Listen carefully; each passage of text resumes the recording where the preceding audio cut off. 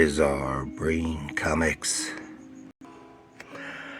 Hello, my comic book friends, and welcome to Bizarre Brain Comics. I'm Kerry, your host.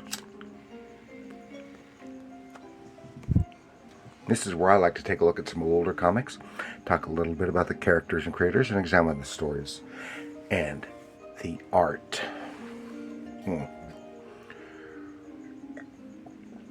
Okay, now this time we're going to talk about one of my very favorite fictional characters. This is Sherlock Holmes, #1 from DC Comics from 1975. And this is the first and only issue of Sherlock Holmes from DC.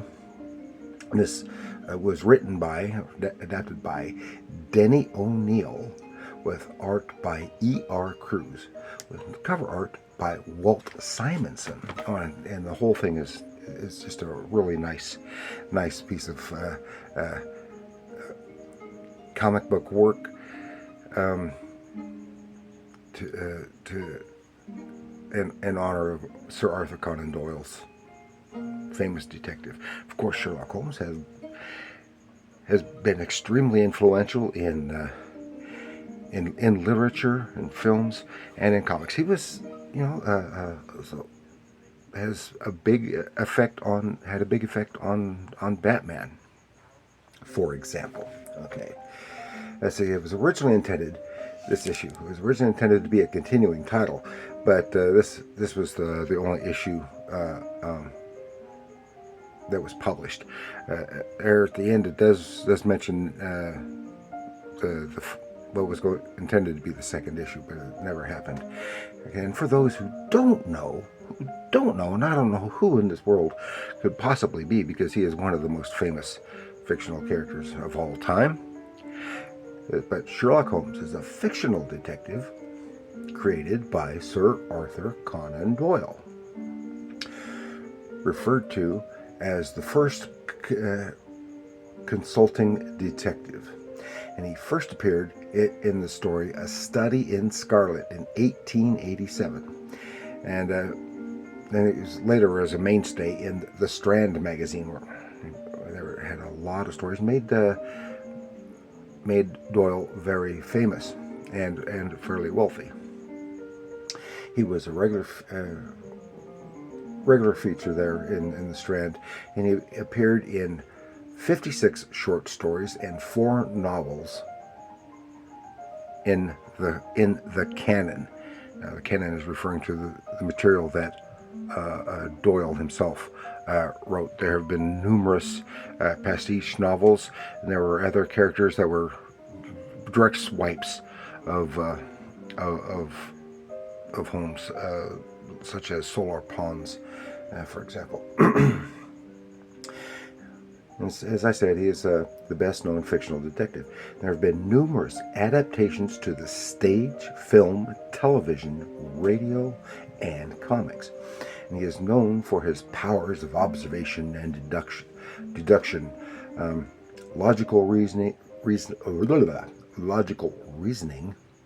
and the early use of forensic science. And of course, remember, Sir Arthur Conan Doyle himself was a physician, and that's why everything is his stories are told from Dr. Watson's perspective.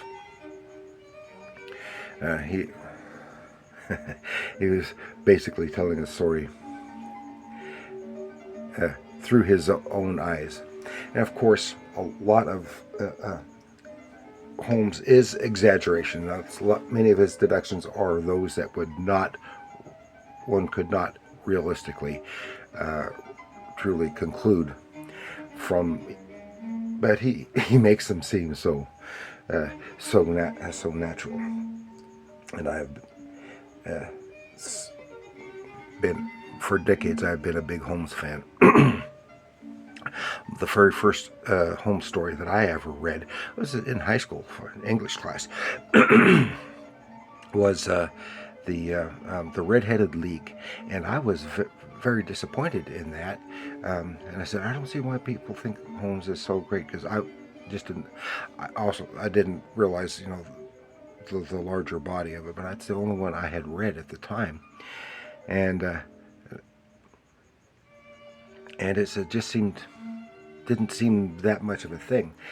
But then in the I guess it was in the early mid 80s, on PBS, it was Masterpiece Mystery, and even though I had seen one or two of the classic Holmes movies featuring why can't I not think of his name? You know who I'm talking about, the classic actor from the Holmes movies and the radio shows.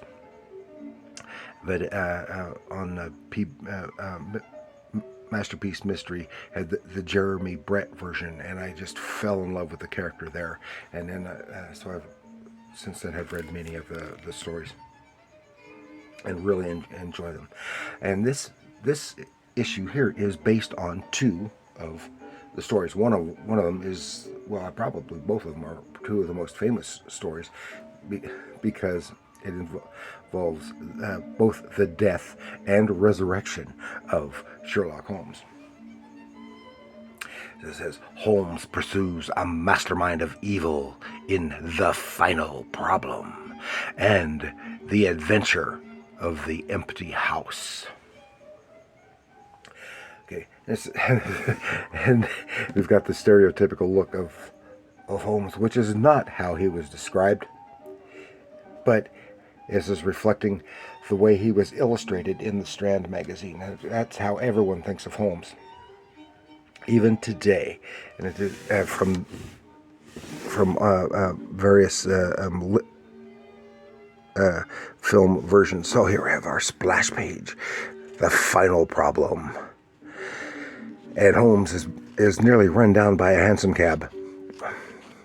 Yeah, remember, this takes place in the 1880s or 90s, probably 1890s, and 1891, before motor cars and stuff. And he dives out of the way just in time, rolls away, and the carriage carries on.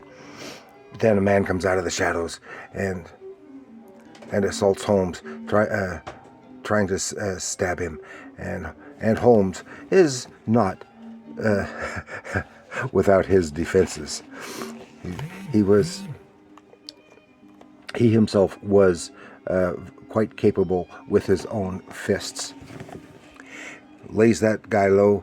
One of the Bobby's London police officers is right there, takes the man into custody, and then said, this is when he's actually introduced, says, I am indeed Mr. Sherlock Holmes. And he hustles on home to 221B Baker Street, where his friend and companion and chronicler,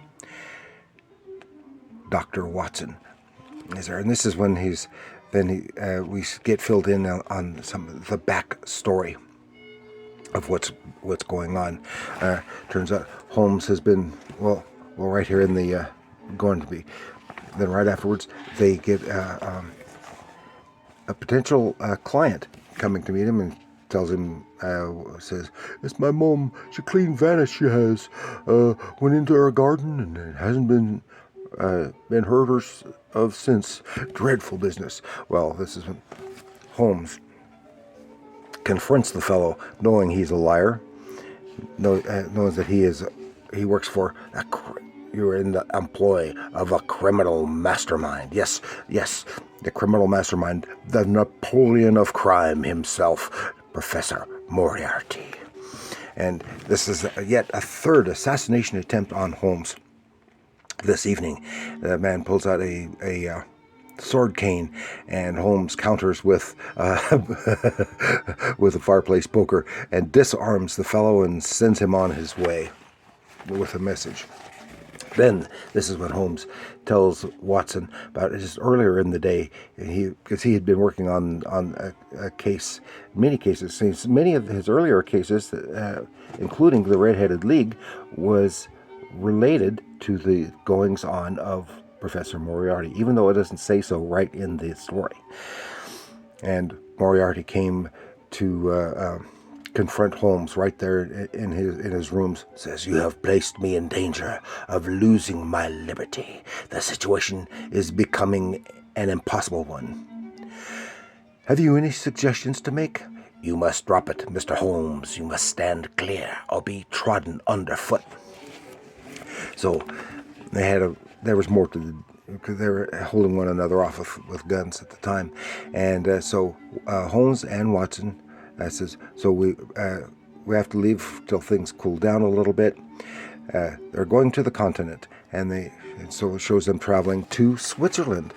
And they're going up on the mountains hiking, and they're going to see Reichenbach Falls. Yes, Reichenbach.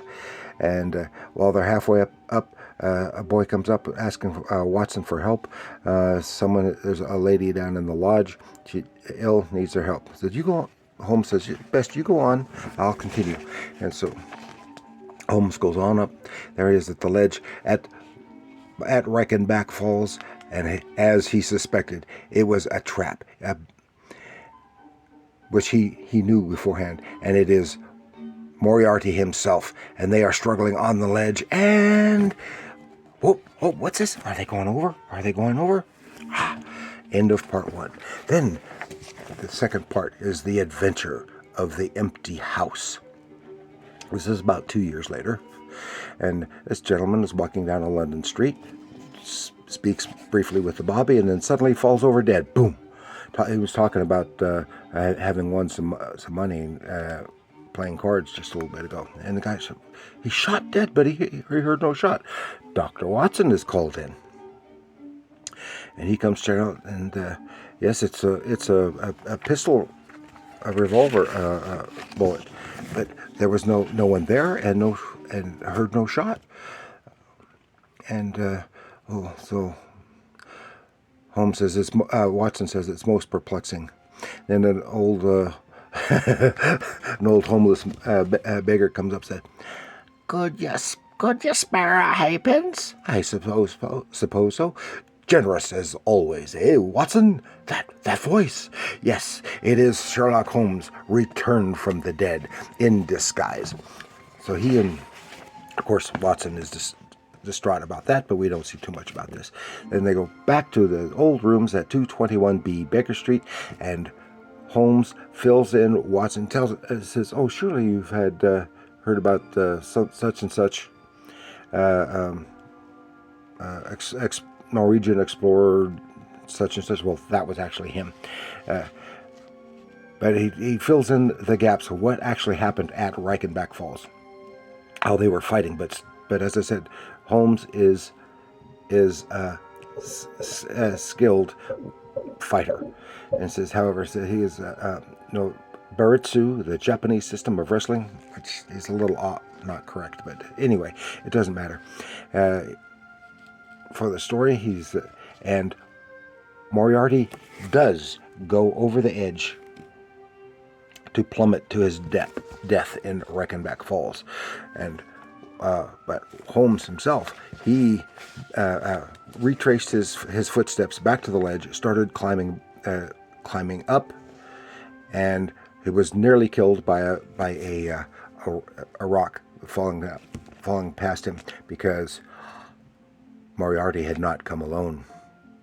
One of his lieutenants, his prime henchman, had been up there and witnessed the whole thing, and knows that Holmes is not dead, and tried to kill him in his own right, but he couldn't get anything, and that's how. And Holmes was in hiding when Watson arrived and concluded that Holmes and Moriarty had plunged to their deaths. So here they are now. That people are knowing I'm back. There is a distinct danger, which is related to your case.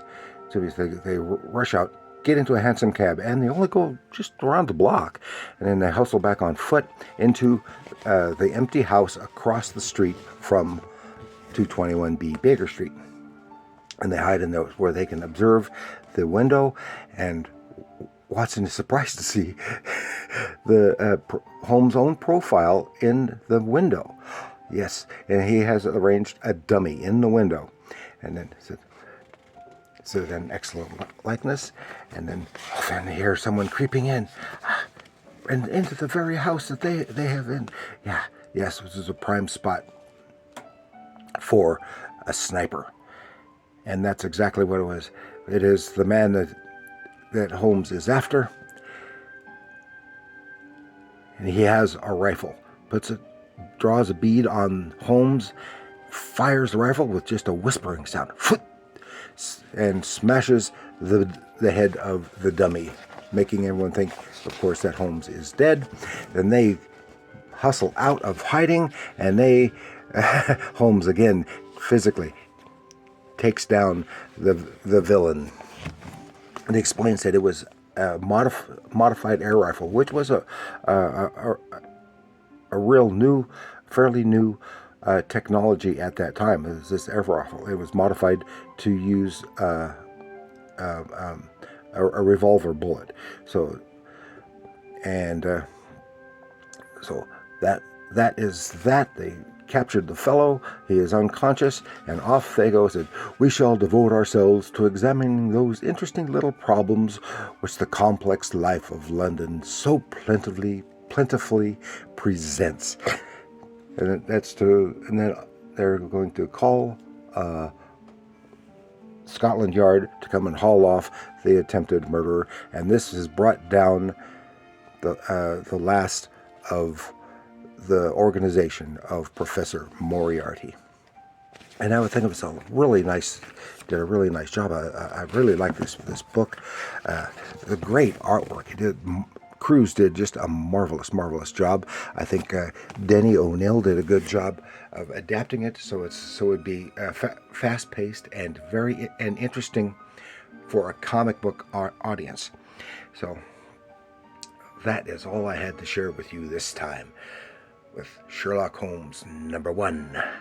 And thank you for joining me. Please like, share, subscribe, leave your comments down below. How much do you like Sherlock Holmes?